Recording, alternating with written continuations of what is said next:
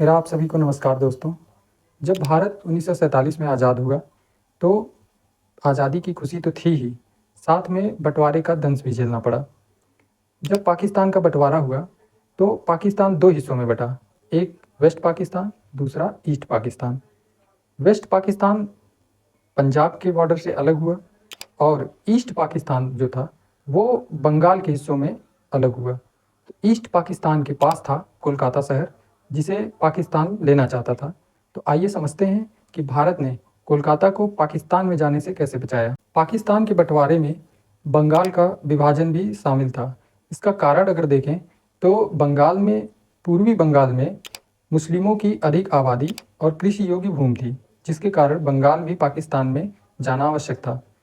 और पश्चिमी बंगाल की बात करें तो उसमें बंगाल की राजधानी कोलकाता शहर था, जिसमें फैक्ट्रीज थी बहुत ज़्यादा, जो आर्थिक रूप से बहुत महत्वपूर्ण था। तो जब पाकिस्तान का बंटवारा होने लगा तो मुस्लिम लीग के जो बड़े नेता थे वो चाहते थे कि कोलकाता पाकिस्तान में शामिल हो जाए, जो कि कोलकाता शहर जो था वहाँ हिंदुओं की आबादी ज़्यादा थी, मेजॉरिटी में थी। बंटवारे के वक्त बंगाल के जो मुख्यमंत्री थे वो हुसैन शाहिद सोहरावर्दी थे। उनका पूरा जोर था कि कोलकाता पाकिस्तान में शामिल हो जाए, जिसके लिए उन्होंने पूरी ताकत लगा दी और डायरेक्ट एक्शन का प्लान करना शुरू कर दिया। कलकत्ता में मुस्लिम नेताओं द्वारा एक तारीख तय की गई, 16 अगस्त 1946, जिस दिन प्लान किया गया कि उस दिन डायरेक्ट एक्शन डे रखा जाएगा।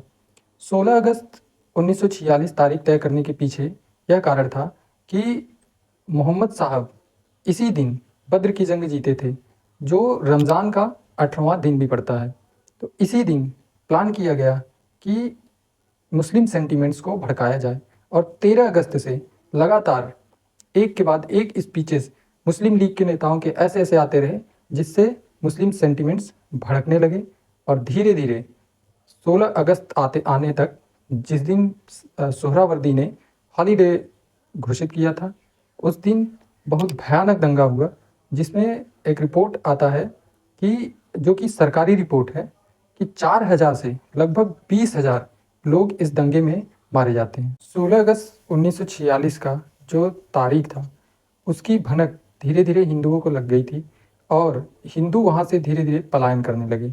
कोलकाता शहर धीरे धीरे हिंदुओं से खाली होने लगा।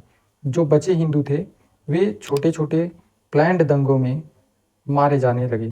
एक सोशल वर्कर जो लगभग 500-700 के संख्या में एक सोशल वर्क चलाने वाला संगठन बनाया था, उस व्यक्ति ने हिंदुओं के नेतृत्व को आगे बढ़ाया, जिसका नाम था गोपाल मुखर्जी पाठा। गोपाल मुखर्जी पाठा ने दंगे में घायल लोगों का सहायता करना शुरू किया। उसके बाद धीरे धीरे लोगों को संगठित करना शुरू किया और दंगों में जितने भी भड़काऊ दंगे होते थे उनका धीरे धीरे विरोध करना शुरू किया। गोपाल पाठा का मुहिम लोगों में जुड़ता गया और मजबूती से लोग साथ जुड़ते गए।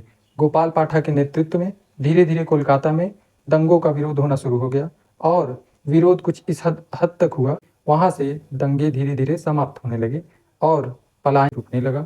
जो लोग बाहर गए थे वो धीरे धीरे वापस आने लगे, जिसमें गोपाल पाठा का बहुत बड़ा रोल था। बंगाल मुख्यमंत्री सोहरावर्दी ने अपने जितने भी ताकत थे उनको इस्तेमाल किया।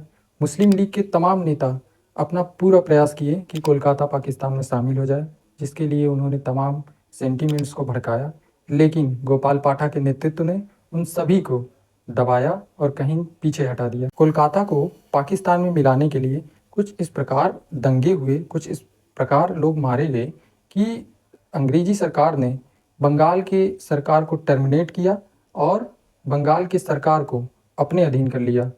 उसके बाद हुकूमत अंग्रेज करने लगे और सोहरावर्दी का जो सरकार था उसको टर्मिनेट कर दिया गया।